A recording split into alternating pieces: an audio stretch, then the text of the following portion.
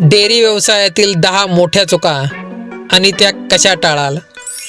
2 गायी घेतल्या, दूध विकाय सुरुवात केली आणि आता दर महिन्याला नफा मिळेल. ऐकायला सोपं वाटतंय ना, पण वास्तव काय आहे? अनेक पशुपालक गायींची संख्या वाढवतात, फीडवर पैसे खर्च करतात, दूध विकतात, तरी महिन्याच्या शेवटी हातात अपेक्षित नफा राहत नाही. आणि याचं कारण अनेकदा गाय किंवा दुधाचा भाव नसतो, तर डेअरी मॅनेजमेंटमधल्या छोट्या छोट्या चुका असतात. आजच्या व्हिडिओमध्ये आपण पाहणार आहोत डेअरी व्यवसायातील 10 मोठ्या चुका आणि त्या टाळण्यासाठी सोपे उपाय. यातील शेवटच्या 2 चुका तर इतक्या महत्त्वाच्या आहेत की त्या दुर्लक्षित केल्यास तुमचा नफा थेट कमी होऊ शकतो. म्हणून व्हिडिओ शेवटपर्यंत नक्की पहा. व्यवसाय सुरू करण्यापूर्वीच्या चुका. चूक नंबर 1, फक्त दूध देणारी गाय पाहून खरेदी करणं. अनेक नवीन पशुपालक बाजारात जातात आणि विचारतात, ही गाय किती लिटर दूध देते? विक्रेता म्हणतो, साहेब 15 लिटर, आणि लगेच गाय पसंत. पण थांबा, फक्त सांगितलेल्या दूध उत्पादनावर गाय खरेदी करू नका. गायीचं वय, लॅक्टेशन स्टेज, आरोग्य, उबरची स्थिती, पाय, शरीराची अवस्था, मागील दूध उत्पादनाची नोंद आणि शक्य असल्यास दूध प्रत्यक्ष काढून पाहणे महत्त्वाचे आहे. उपाय: गाय खरेदी करण्यापूर्वी पशुवैद्य किंवा अनुभवी व्यक्तीची मदत घ्या आणि उपलब्ध रेकॉर्ड तपासा. कारण चुकीची गाय खरेदी केली तर फीडचा खर्च तुम्ही कराल, पण अपेक्षित दूध मिळेलच असे नाही. नंबर 2, बाजारपेठ न ठरवता डेअरी सुरू करणं. दूध उत्पादन करणे ही एक बाजू आहे, दूध विकणे ही दुसरी आणि तितकीच महत्त्वाची बाजू आहे. तुमच्या परिसरात दूध कोण घेणार? दूध संकलन केंद्र आहे का? स्थानिक ग्राहक मिळतील का? हॉटेल, मिठाई दुकान किंवा डेअरीला विकणार का? दुधाचा दर आणि फॅट आणि SNF मोजण्याची पद्धत काय? हे प्रश्न व्यवसाय सुरू करण्यापूर्वीच सोडवा. कारण दूध तयार झाल्यानंतर ग्राहक शोधण्यापेक्षा ग्राहक निश्चित करून दूध उत्पादन करणं अधिक सुरक्षित आहे. चूक नंबर 3, गोठ्याचा प्लान न करता गायी घेणे. आधी गाय घेऊ, मोठा गोठा नंतर बघू, ही सुरुवातीची मोठी चूक आहे. गोठ्यात स्वच्छता, पाणी, निचरा, वायुविजन, सावली आणि योग्य जागा असणे आवश्यक आहे. गोठा सतत ओलसर असेल, शेण पाणी साचत असेल किंवा हवा खेळती नसेल तर रोगांचा धोका वाढू शकतो. यावर उपाय: गायी आणण्यापूर्वी गोठा तयार करा. पाणी, चारा ठेवण्याची जागा, दूध काढण्याची जागा आणि शेण व्यवस्थापना यांचा आधीच विचार करा. रोजच्या व्यवस्थापनातील मोठ्या चुका.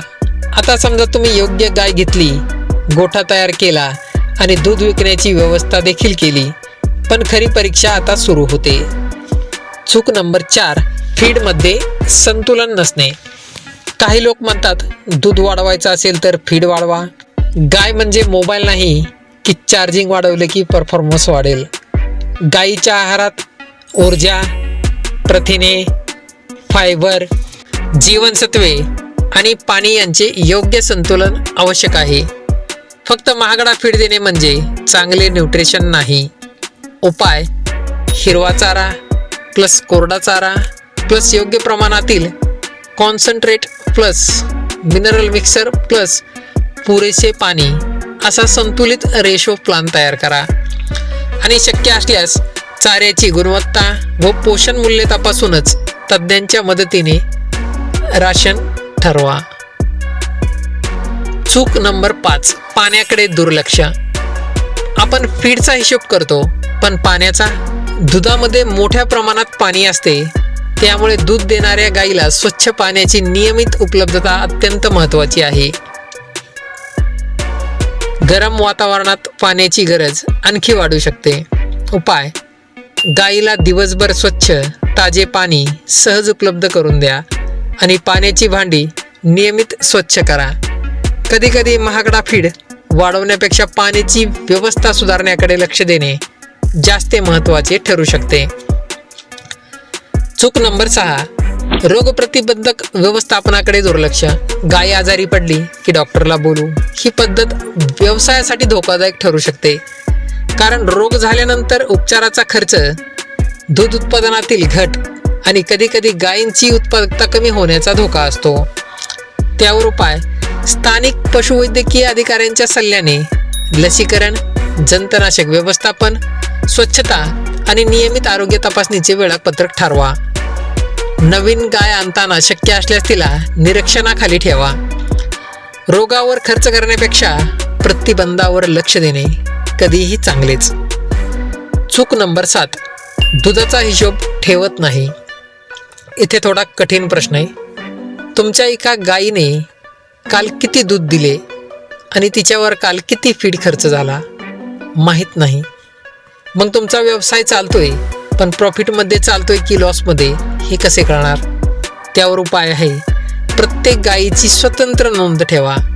रोजचे दूध उत्पादन, फीडचे प्रमाण, आरोग्याची नोंद, लसीकरण, प्रजननाची माहिती, औषध खर्च, दूध विक्री, एकूण उत्पन्न.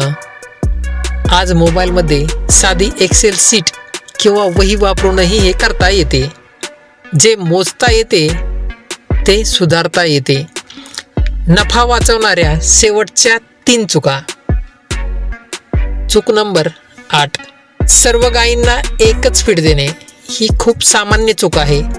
दूध देणारी गाय, ड्राय गाय, गाभण गाय आणि वाढणारी वासरे, सगळ्यांची पोषण गरज सारखी नसते.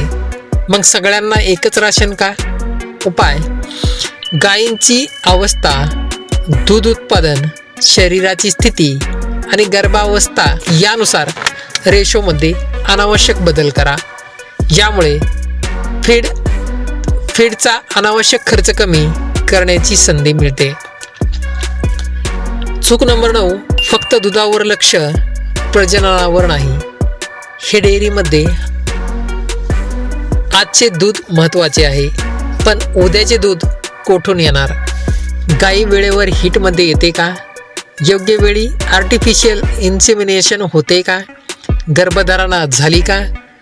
ड्राय पिरियड योग्य आहे का?